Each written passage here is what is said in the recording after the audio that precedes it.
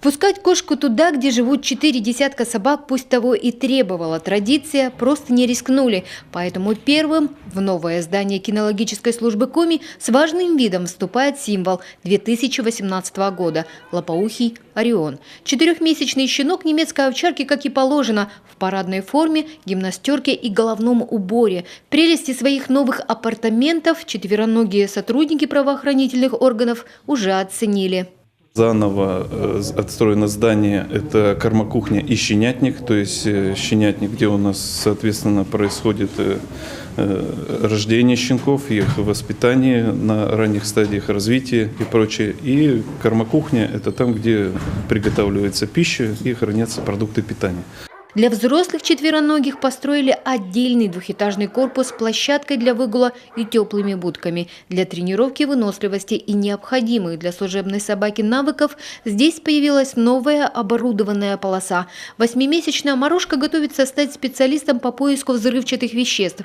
Ее наставник Олеся Калимьянова уверена, новые условия позволят ускорить обучение питомцев.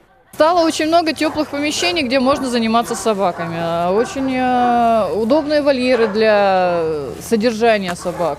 Очень большая территория, где можно именно заниматься развитием как молодых, подрастающих. Вот в данном случае у нас 2-3 месяца щенкам. То есть у них есть сейчас территория, где можно им заниматься, развиваться, социализировать к людям. Со взрослыми собаками на данной территории есть очень много всяких различных обустройств, которые помогают именно развивать собаку физически. Центр кинологической службы даже готов принимать у себя приезжающих сотрудников на сборы. В административном здании для них есть комнаты для проживания, а в вольерах найдется место и их питомцам. Экскурсия по новым корпусам и помещениям гостей впечатлила.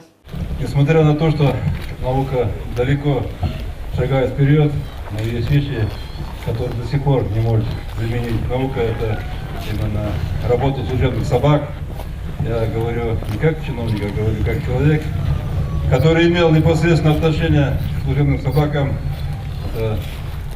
проходя службу на дальневосточной пограничной заставе.